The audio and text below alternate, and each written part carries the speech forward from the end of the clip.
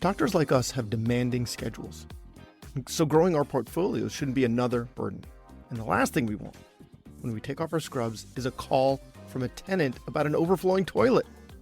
So Equity Multiple brings us streamlined access to vetted real estate investments that work for us, even when we're off the clock. And only 5% make the cut. Once we invest, a team of professionals goes to work to maximize our returns. With a minimum investment of just $5,000, diversify outside the stock market with cash flowing CRE like multifamily, industrial self-storage, and more. Welcome to modern real estate investing. Visit equitymultiple.com to learn more. That's equitymultiple.com.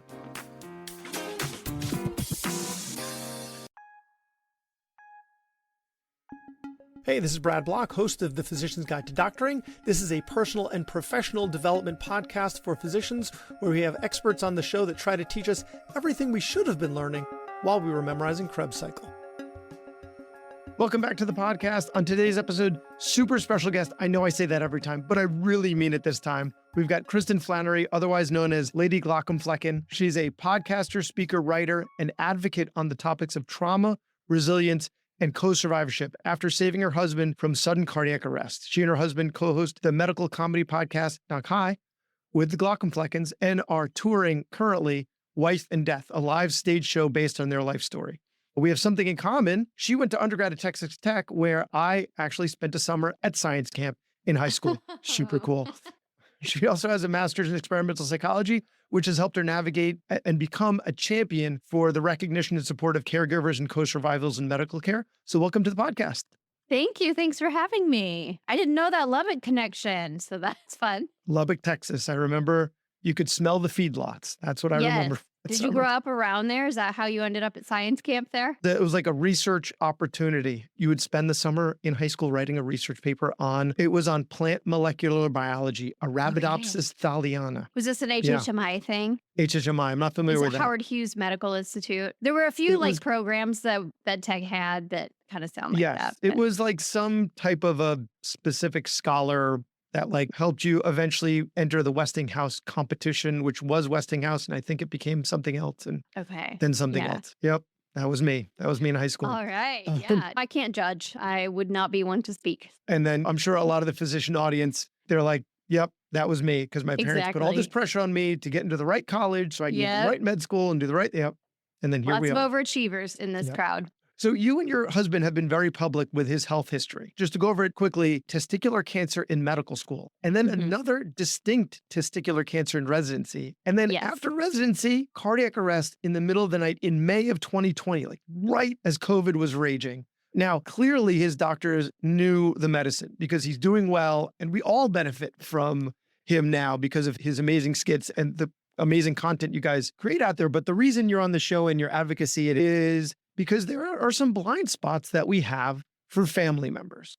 Yes. Right? And let's start with, where did you learn about being a co-patient and a co-survivor? So I had been one for over a decade before I ever came across the term. And I learned about it from a research paper from Katie Dainty and Kirsty Haywood called The Forgotten Patient. And it described people like me. At that point, that was after the cardiac arrest. So I had already been through the 2 cancers and then the cardiac arrest and giving CPR. And I found that paper, and that was the first time I had ever seen anything talk about the person that is attached to the patient in any way other than calling them a caregiver, which, yes, I was, but that is a distinct role from co-patient or co-survivor. A lot of people can be a caregiver with various connections to the patient, and often a co-survivor is also a caregiver and vice versa, but not always. And that paper described it as there's really another patient in the room. If somebody is in a hospital room with a patient, you don't just do that for just anyone, right? If someone's in that room, that means their lives are intimately connected, and that person's life is also probably being affected by this patient's illness in a very profound way. And that was certainly the case for me with both cancers. They didn't happen in my body, but they very much happened to me too, like just in a different way than they happened to my husband. Rather than me assuming I understand how it affects you. Can you describe yourself? Because I was about to mansplain. Could you teach us Yeah. how those things affected you? Yes, the first cancer, and I have to say, people always want to make it like an either or a me versus him, family member versus patient. It's not that at all. It can be both. It's both and. No, you're comedians, Um, improv. Yes, and. Yes, and that's right. He has his own experience as a patient and as a survivor. And my experience as a co patient and a co survivor does not negate his experience, but nor does his experience negate mine. We both have our own experiences individually and together with these medical events that have happened. With the cancer, that was in our mid to late 20s. We had a 11-month-old daughter. I had just graduated from grad school and he was still in medical school. We were still very much in this really precarious place in life, really depending on student loans and just whatever. We were far away from family and none of our friends had children at that stage. And we were trying to juggle and balance all these things. And so that in and of itself was difficult to throw a medical event and a word like cancer on top of that. But it also was more of a psychological thing because testicular cancer, obviously, when it's caught early, it's very treatable, and his was, and we both knew that. But it's still the word cancer, and it still does a number on your mind and your emotions. And, when you're that age, mid to late 20s, it's like, I think we were 27, you still feel a little bit invincible. You still feel like your whole life is ahead of you. And we had just started our family, just gotten married, just had a baby, not even had our first jobs yet, or at least professional jobs. And everything was just starting. And so to hear a word like cancer, that really throws you for a loop. And it really takes that sense of safety and invincibility away from you prematurely. And that has an effect. And even though I knew it was treatable, there's always the what ifs that happen that you think about. Because, it's still cancer and it's still treatable, cancer. but that doesn't mean that everyone has the same outcome. I remember thinking Cohort. they talk about 5-year outcomes. At 27 years old, I want to know a hell of a lot longer than 5 years from now. So yes, there's still a lot of uncertainty and a lot of questions and a lot of kind of mental grappling that you have to do with that word. And that was the first one. He had surgery. That's all he needed to treat it. He didn't need chemo or radiation. So we were really thankful for that. And then in residency, we had another baby. She was 1 year old. And he got another primary cancer in the other testicle. So it's extremely rare to have two separate primary cancers, bilateral testicular cancer. And so then he had to have another orchiectomy. And so then there we are again, 30 years old this time, still thinking the same, okay, now I have two kids. Am I going to have to raise these two kids alone? Because this guy sure seems to like to grow cancer. Yeah. What's happening here?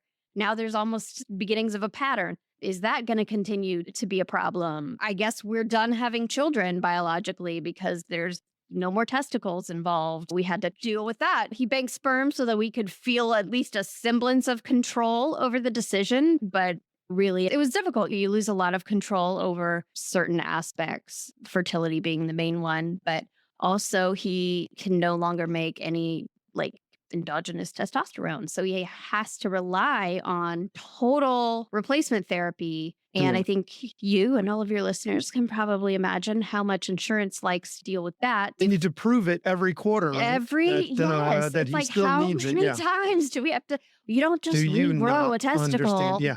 Who is on these committees that's making these decisions? So yes, that is I'm sure he has a skit on that. So many insurance skits. They were all born out of frustration from our real life events. And yes, that is definitely one of them. It's a recurring nightmare that we've had to deal with for almost 10 years now and will have to deal with for the rest of his life. I like to talk about communication a lot on the show and how we could communicate better with our patients. And you had mentioned that this particular cancer is very survivable. People tend to do very well. And here's your 5-year survival, right?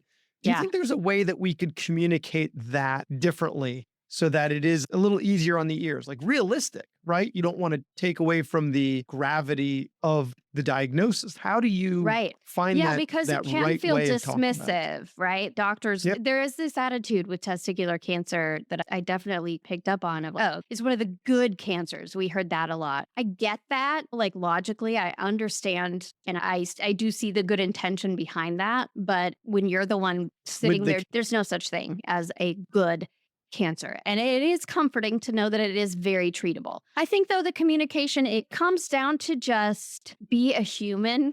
Remember that they are humans and you are humans, and just have a normal human interaction, right? Forget that you're in the hospital. Forget that you're wearing the white coat. Forget that you see this all the time. Try to imagine if this was your, friend, family member, child, what have you, how would you talk to them about it? And try to tap into that, right? Just to feel Yeah. seen and understood goes so far in making a big difference. I think everything that I experienced with the healthcare system as a patient and as a survivor that ended up doing more harm to me all boils down to that. I'm not a textbook. I'm not a case. I'm a person. Yeah.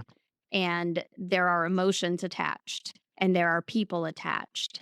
And all you have to do is remember that you're a person instead of, I don't know. I Yeah. The get that next you need to patient. be a I mean, professional it's and you need to have your own emotional boundaries, but it's just to have a normal human interaction and have a little bit of compassion for the person. yeah. I think one strategy that I got from Gita Pensa, who you've had Yeah. on your show, where she says in the emergency department, sometimes you'll have someone with a thought disorder or you have someone with a substance use disorder, and they've got it pretty rough. And you might be the only person that's been nice to them all day. And it makes me think of this one interaction that I had with a patient who had a thought disorder. He didn't have a place to live at the time. I had, I think, 2 little kids at the time. Now I've got 3. And all I thought was at some point, he was someone's little boy, Yes. someone's apple-cheeked, Yeah. cute little boy that they wanted to do nothing but protect and kiss and Right. love. And now he's in this awful position where it just needs some humanity. And Yeah. when I have trouble because it's my 29th patient of the day Right. and they might be perseverating, this is not oncology, right? It's a little different. It's like throat clearing Sure. or something like Right. that. I have to put myself in that. Remember, this was once someone's little baby. Please treat them like their parent were in the room right now watching that. Like they're Yeah. having a tough time and Right. you're having a tough time, but try and remember this. And there were so many experiences that led up to them showing up in your office or in your clinic, right? Yeah. There's a lot that has happened before they even get to you. And you may not know the details or have seen that, but I think you can assume in this line of work, it's been a rough day for that person. Yeah. Let's go through with, we're not throwing anyone under the bus because he's clearly had excellent outcomes. He's doing really Yes. well, giving back to the community, making all of our days better. But there's a lot to be learned from your experiences. So let's deal with it in chronological order. Starting off with your experiences with testicular cancer, is there Mhm. anything, if you had some of the physicians or other healthcare professionals in front of you right now, that you would want them to know that would have made your experience a little more human? I would start with look at me, acknowledge that Yeah. I'm in the room. Ask me if I have questions. Both times with the cancer, I was a fly on the wall as far as they were concerned. It's here's the patient and they talk to the patient, and as they should, but just don't forget that there's a second person in their room and they're not there as an accessory. They are very much having this happen to them too. Especially when you're talking to men. Because the Yes. significant other is inevitably going to remember more about what had happened during that experience. And then if the significant other is not there, I'm jumping ahead a bit because I wasn't able to be there for the cardiac arrest. If they're not there, speaking of men, like at least mine and probably many others, I get the dude version of the story. And so I'll tell him, will you please give me the girl version? Give me the details. So They said yeah, it was like, fine. That's Exactly. not what we said. Yeah. But for those cancers, I may as well have not really even been in the room. So it's Wow. really just such a low bar. That's the good news, is that to improve this issue, it's so easy because all you have to do is acknowledge that there's a person there and then be a person to them. That's it. That'd be Wow. 100% improvement. Especially considered what happened to you in the hospital while he was in the ICU. So now we're Yes. going to the cardiac arrest. You resuscitated him. Paramedics came, took him to the hospital, got him to the ICU. I'll fast forward ahead. They kicked you out of the hospital, Yeah. right? There's a story there. Can you tell us that story? I always have to caveat this with I understand where they were coming from and I don't begrudge anyone anything. I love healthcare workers and I am married to a healthcare worker. I've been along since college, so I've seen the training. I've seen how much all of you care about people and about your jobs. I understand that there's no malicious intent and I don't want to come across as though I am blaming anyone or accusing anyone of anything. I just think it's a systemic issue that we can all do better once we are aware of where the gaps are. When I went to the hospital, again, this was May of 2020, so everything was up in the air and we weren't sure what was happening with COVID. There were all these protocols, but everyone was still figuring out what the protocols were. There was a lot of uncertainty and confusion and fear. And of course, they didn't know if COVID had caused his cardiac arrest, or even if it hadn't, did we have COVID? And at that point, that was a very scary prospect. And so when I got to the hospital, they told me that I wasn't allowed in, of course, per the protocol. But I had a conversation with the paramedics beforehand, and they'd given me a little slip of paper that was supposed to be my hall pass to get into the hospital. And so when I got there and they refused me at the door, I said, I have this note from the paramedics, and they said I would be allowed in. And they said, okay, we'll go ask whoever the supervisor was. And so they walked away for a little bit. And in that time, I saw a paper on the door that had 3 things listed for 3 reasons that you would be allowed in. And one of them was if you were the partner of a person birthing a child. I can't remember what the second one was, but it didn't apply to me either. And then the third one just said end of life case. And of the 3, that was the only one that could have at all applied. But I'm not in medicine. I don't know the statistics. I didn't even know at that point, really, that he had a cardiac arrest. I didn't know at that point the difference between a heart attack and a cardiac. Wow. I knew it was bad. So that's when the gravity of the situation really hit you. So I had done what I had done, but I was like in shock. And I had seen him turn gray and they shocked him and everything. He just but done the process. Exactly. And so that when it really hit me, oh, I'm allowed in because they think he's going to die. So that was already upsetting. And then I did get to go in, and the woman at the desk shook my insurance, and then she gave me a blank advance directive. And I was like, what am I supposed to do with this? Oh, not the time, right? You just got there. Holy cow. But I took it, and then they weren't real sure where to put me because normally you just go into the waiting room, I guess. But with COVID, everything was all weird. And so they put me into kind of an intermediary waiting area. Maybe there's a term for this if you're a professional, but I don't know. It was a purgatory. It was a waiting area in the radiology department where the patients would put on a gown and then come to this room to wait for someone to come take them back for their scan. So it wasn't like the main waiting room, but it was an intermediate waiting area. The thing is, though, because it was in radiology, all the walls in that part of the hospital were lined with lead, and that cut off my cell phone signal. And no one thought about that. As if you didn't feel alone enough in that situation. Exactly. And I am having to be the point person for all of our family members and close friends who knew what was going on, were very concerned and had questions. And so I have this job to do in addition to just being emotionally distraught. And then they cut me off from all of the outside world, and no one was allowed to come in with me. So I was all alone. And it's May of 2020. So it's not like you can go skating around to a place with better reception and come right back, because who knows, then they'll revoke your privileges. Like, I'm not one to just sit around and wait when there's a problem. Take action. So I would walk down the hallway where I could still see that room. And I was just 20 yards or something away from that room. I could still see the door to see if anybody had come in to give me an update, but I had better signal there. So I would go and I would make my phone calls or text messages, check my voicemails, just see if there were things that I needed to attend to. And then I would go right back in the room. So I'd only go, I wasn't like hanging out down there. I would just go back and forth. And I had a mask on and all of that, but we didn't know at that point if masks were actually effective. So people kept walking by and giving me funny looks. And 1 or 2 people offered me a chair, which I thought was funny. I was like in the hallway. They wanted to know if I wanted a chair. So they were like trying to be nice, but they were also like really looking at me like, what are you doing? You're not supposed to be here. And so then eventually the same receptionist that had let me in at first came and said that I had to leave because I was making people nervous. So it's poor choice of words. But again, I get it. We didn't know. Like, you have to remember what the situation was in May of 2020. Everyone was terrified. And we knew little to nothing about COVID at that point. It could have been, excuse me, can I help you with something? What's going on here? What are you doing here? So be a human. You don't have to jump straight to kicking me out. I was doing my best to do what you had asked me to do. And no one had explicitly said I couldn't walk down the hall either. It's not like I was breaking a rule Yeah, someone had clearly. given me. But yeah, it was insult to injury, right? And so then I couldn't even be in the building with him. After that, I was not allowed back into the hospital. At that point, he had been in the emergency room, but then they eventually transferred him to the ICU. And I didn't get to see him again until he came home, just on FaceTime once he woke up. So that was all Oh, difficult. Another yeah. thing, back to the communication, when I was in that waiting area, I was getting updates occasionally.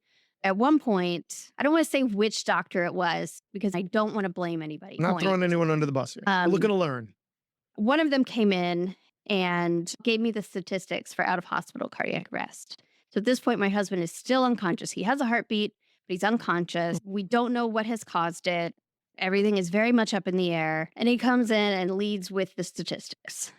And those are obviously very bad. 1 in 10 survive out of hospital cardiac arrest. And then I was asking him questions and trying to understand, wrap my head around all of that. And in that conversation, he said, I would have liked it if you had seen him collapse, because then we would know if CPR had been started immediately. So what he was trying to say is, I could give You you did a it better wrong. estimate if I knew when the cardiac arrest had started relative to when CPR had started. That was the logic flow in his mind. But yeah, the Oh, way that it was said to me was like, yeah, you did this wrong. And I'm like, I'm yeah. sorry that I Whole- was sound asleep in the middle of the night in Yeah. my own bed.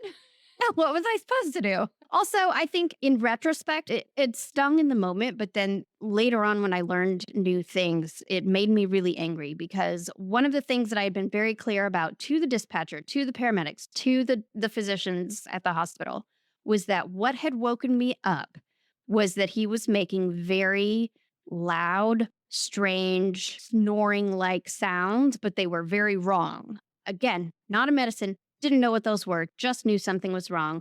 Learned later, those were agonal respirations. And when a cardiac arrest happens, those happen at the beginning. So the fact that I heard those is a good sign that CPR was started relatively quickly. But you should have known how long you were sleeping for before it woke you up. Exactly. That's the Exactly. point. Yeah, you should have known. Yeah. With the little time we have left, I just want to cover one more thing, and that is the fact. So with his testicular cancer, the advice is just acknowledge that there's another person in the room, look them in the eye, Yeah. talk to them too.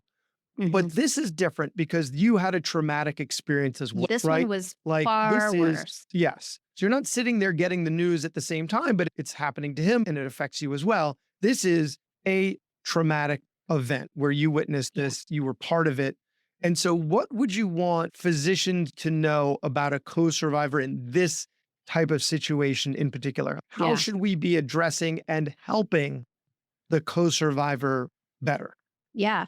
I think the first thing to recognize is, and I'll speak to cardiac arrest because that was my experience, but you could extrapolate to other things too, right? But in the case of cardiac arrest, the first thing to recognize is that doing CPR on a loved one is extremely traumatic. That's just not recognized. We have all this great, let's teach everyone to do CPR. And yes, let's do, because it can be so effective and save lives.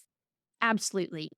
And also, once we teach them to do that and ask them to do that, and then they have done that, let's make sure we don't forget to circle back and provide them with the support that they need, because that was a very psychologically traumatic thing that they just had to do.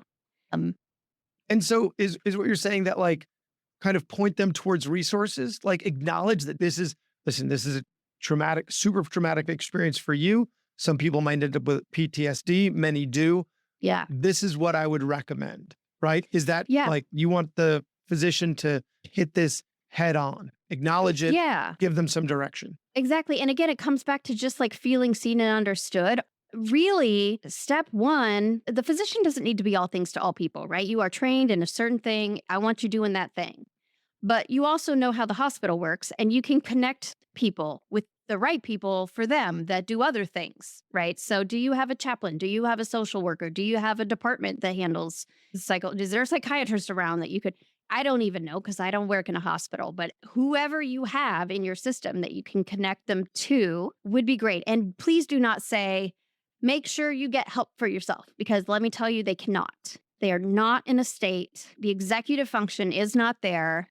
It is not so easy to just pick up the phone and call a psychologist and make an appointment and show up, right? That's a whole process. And it does also require a lot of like executive function and time, a waiting list, and all sorts of so many things need to happen before that. To whom I recommend that type of thing to, who are not having issues with executive function. And it's a struggle. Like, do they take my insurance? Who do you recommend? Dating, because you might find somebody you like, and you might like them for a little while, and you stop liking them. So there's a lot to navigate here. It is very difficult, right? Even in the best of circumstances, to find someone who's a good match for you and takes your insurance and all of those things. And in the moments when those are happening, even like weeks to months out, I was not capable of doing that at all. I wish that what had been there had been someone, whoever it might be appropriate to be, that worked in the hospital to say, hey, we have this resource, we have this person, or I am this person. If you would like, you can use this. I will help you, or you can go over here to this department and they will help you, or what have you, right? You don't have to force someone to go get help if they don't want it. But if it had just been offered to me and someone would walk me over there because I'm not in a state of mind to navigate myself around, I would have loved it. I would have taken it. It would have made such a big difference. So yeah, connecting them with resources. And I've actually been, again, this is specific to cardiac arrest, but it does have things that are relevant for other kinds of illnesses too. I've been involved in, there weren't any resources. After I was home and everything, like I was Googling for months and I was trying to find things, and it took me forever to find anything that helped. And so one of the things that has been my therapy for myself is being involved in creating those resources for people. So now they are there. Now, if you search, you will find something. It's called HeartSight. It's ourheartsight.org. There is also casahearts.org. HeartSight is a more informational resource about, what just happened? And it breaks things down based on your role, whether you're a survivor, a co-survivor, bereaved, a first responder. We all have different questions and different issues after that. So it speaks to each of those roles. And then CASA is a community support, like peer support network for people that have been through cardiac arrest. And there's many other things out there for other kinds of illnesses. But with cardiac arrest, people just haven't survived until recently in history. So there's fewer resources out there compared to something like stroke or breast cancer or some of these other things. So yes, there's always that. If you don't have anything at your hospital, there's always at least that you can point people to. And you can also find some levity by listening to Knock Knock Hi with the Glockenfleckens. Thank you so much for your time. And I just want to plug the podcast for both of the listeners that I have that might not know who you are. For everybody else, they know exactly who you are and they're already consuming all the material. Well, thank you. So it's Knock High with the Glockenfleckens is their podcast. And actually, if you could plug those two resources that you've created, amazing. One more time. Yes, it's HeartSight, ourheartsight.org, I believe. And CASA, Cardiac Arrest Survivor Alliance, which is casahearts.org, I think. Don't quote me on that. I'll have to fact check that for you. But if you put that in, you'll find it. Google will show you. Thank you so much for your time and all you do for physicians and for co-survivors. Oh, thank you. Thanks for having me on. Thanks for listening. I have a favor to ask. You listened to the episode until the end, which means you either fell asleep or you really liked the episode. So please share it or like it or comment on a social media post or write us a 5-star review. Something. It would really help me out. And maybe what you learned from this episode can help someone else too. The views expressed in this episode are those of the interviewer and interviewee and don't represent the views of their employer or even their significant other. Even though the magic of podcasting make it sound like I'm talking directly to you. This is not a doctor-patient relationship, and this is not medical advice or financial advice or really any advice. Thank us again for listening to The Physician's Guide to Doctoring.